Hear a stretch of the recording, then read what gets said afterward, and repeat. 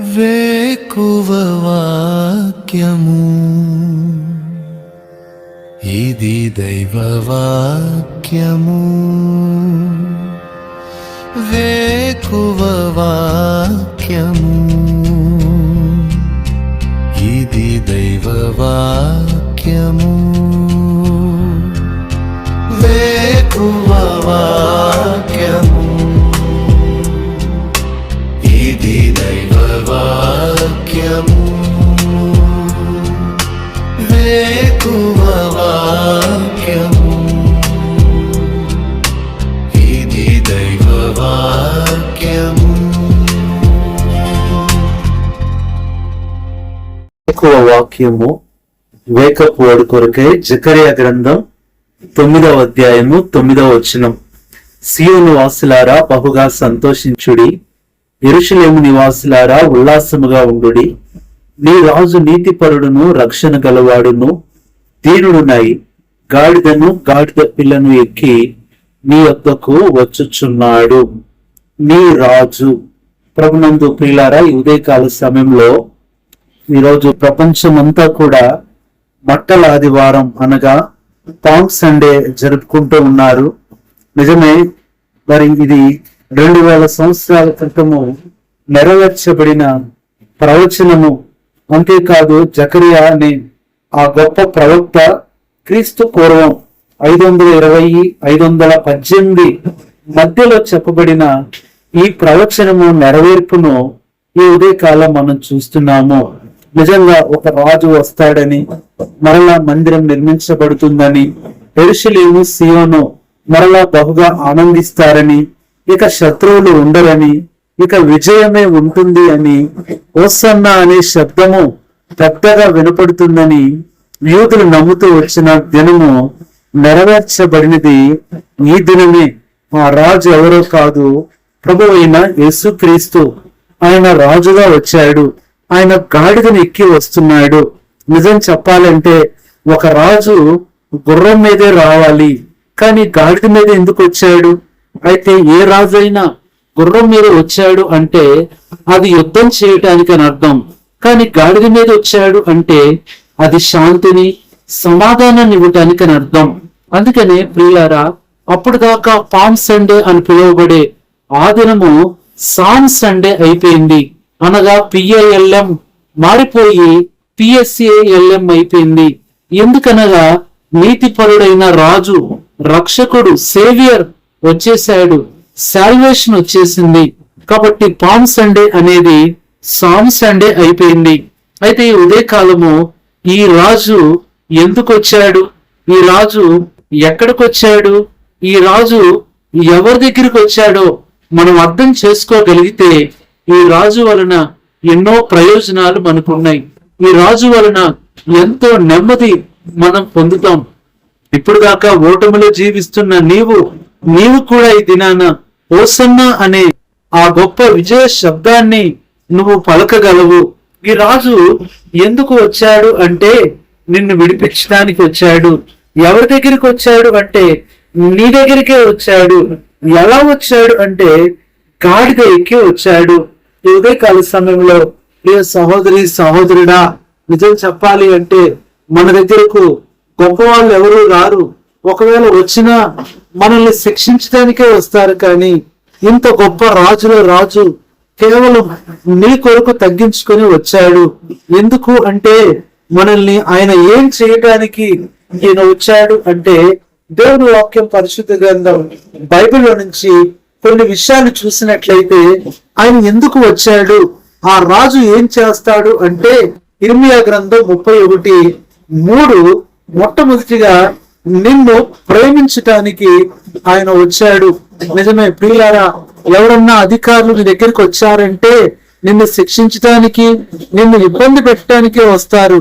కానీ ఈ రాజు నిన్ను ప్రేమించడానికి వచ్చాడు. ఎంత ప్రేమిస్తాడు అంటే నీ కోసం ఎంత క్రయమైనా చెల్లిస్తాడు. నీ కోసం ఏదైనా ఆయన పోగొట్టుకుంటాడు. కాబట్టి మొట్టమొదట నిన్ను ప్రేమించడానికి వచ్చిన రాజు. రెండవ మాట ఇర్మియా గ్రంథం 46వ అధ్యాయము 27వ వచనం. జడియకుము దూరములో నుండి నిన్ను రక్షించుచున్నాను. రెండవది, నిన్ను రక్షించటానికి వచ్చాడు.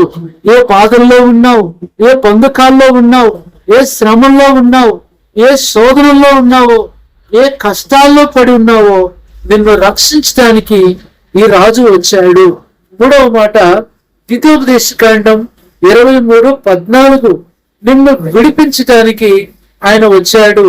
ఏ బంధకాల్లో ఉన్నావో, ఎవరి చేత కట్టబడుతూ వచ్చావో, ఎవరి చేత బలవంతం చేయబడుతూ వచ్చావో, ప్రియ సహోదరుడా సహోదరి, నిన్ను విడిపించటానికి ఈ రాజు వచ్చాడు. నాలుగవదిగా యెషయా గ్రంథం 48:17 చివరి మాట, నిన్ను నడిపించుదును. నిన్ను నడిపించటానికి ఈ రాజు వచ్చాడు. నడవలేకపోతున్నావా? నీ పరిస్థితి ఎంతో బలహీనమైపోయిందా? కృంగిపోయావా? ఇక ముందుకు వెళ్ళలేను అనుకుంటున్నావేమో. నిన్ను నడిపించటానికి ఈ రాజు వచ్చాడు. ఇది నాలుగవది. ఈ మాట మర్చిపోవద్దు. ఐదవది చూసినట్లయితే ఆయన ఎందుకు వచ్చాడు అంటే, న్యాయాధిపతుల గ్రంథం 15:12 నిన్ను కట్టడానికి ఆయన వచ్చాడు.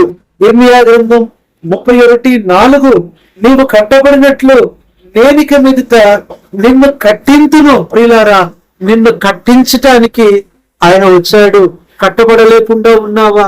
కుటుంబం కూలిపోయిందేమో, బిడ్డలు కూలిపోయారేమో, పరిస్థితులు కూల్చబడుతూ వచ్చాయేమో, శత్రువులు మనుషులు నీ యొక్క గృహాన్ని, నీ ఆత్మీయ జీవితాన్ని, నీ ఆనందకరమైన జీవితాన్ని, ఎంతో సాక్ష్యం కలిగిన నీ జీవితాన్ని, కుటుంబాన్ని కూల్చివేశారేమో. నిన్ను కట్టడానికి ఈ రాజు వచ్చాడు. ఇది ఐదవదిగా చూస్తున్నాం. కట్టిన తర్వాత ఆయన ఏం చేస్తాడు అంటే, ద్వితీయోపదేశకాండం 28:9 చివరి మాట, నిన్ను స్థాపించటానికి ఆయన వచ్చాడు. ప్రియులారా, నిన్ను స్థాపిస్తాడు. ఆయన స్థాపిస్తే ఎవరు పెళ్లగించలేరు. ఆయన స్థాపిస్తే ఎవరు కదల్చలేరు. ఏ మనుషులు కూడా ఎంత బలవంతులైన, అధికారులైన, తెలివిగల వాళ్ళైనా సరే నిన్నేమి చేయలేరు. ఎందుకంటే దేవుడే నిన్ను స్థాపించబోతున్నాడు. ఎంత గొప్పగా స్థాపిస్తాడు అంటే నీ జీవితం విజయవంతంగా ఉంటుంది. ఇది ఆరవదిగా చూస్తున్నాం.